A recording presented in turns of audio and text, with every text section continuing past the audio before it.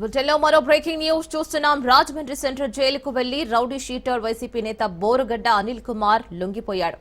AP high court serious warning ఇవ్వడంతో ఇవాళ ఉదయం రాజమండ్రి సెంట్రల్ జైల్ సూపరింటెండెంట్ ఎదుట బోరుగడ్డ అనిల్ కుమార్ లొంగిపోయాడు. సీఎం చంద్రబాబు, మంత్రి లోకేష్, డిప్యూటీ సీఎం పవన్, వారి కుటుంబ సభ్యులను దూషించిన కేసులో అరెస్టై మధ్యంతర బెయిల్పై ఉన్న వైసీపీ నేత రౌడీ షీటర్ బోరుగడ్డ అనిల్ లొంగిపోయాడు.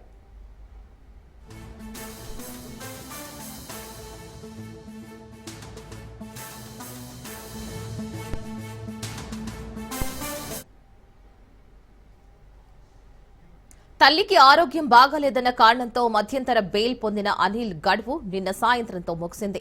అయినప్పటికీ లొంగిపోకపోవడంతో ఉత్కంఠ నెలకొని ఉంది.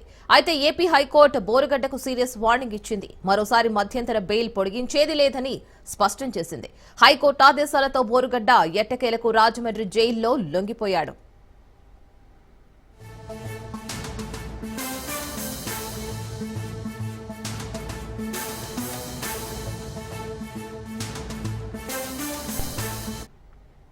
రాజమండ్రి సెంట్రల్ జైలుకు వెళ్లి రౌడీ షీటర్ వైసీపీ నేత బోరుగడ్డ అనిల్ కుమార్ లొంగిపోయాడు.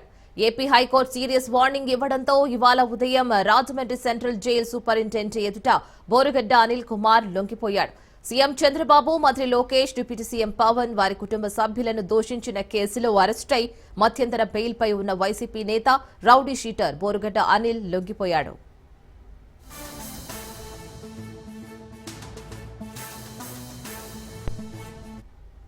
తల్లికి ఆరోగ్యం బాగాలేదన్న కారణంతో మధ్యంతర బెయిల్ పొందిన అనిల్ గడువు నిన్న సాయంత్రంతో ముగిసింది. అయినప్పటికీ లొంగిపోకపోవడంతో ఉత్కంఠ నెలకొని ఉంది.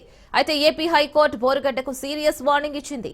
మరోసారి మధ్యంతర బెయిల్ పొడిగించేది లేదని స్పష్టం చేసింది. హైకోర్టు ఆదేశాలతో బోరుగడ్డ ఎట్టకేలకు రాజమండ్రి జైల్లో లొంగిపోయాడు.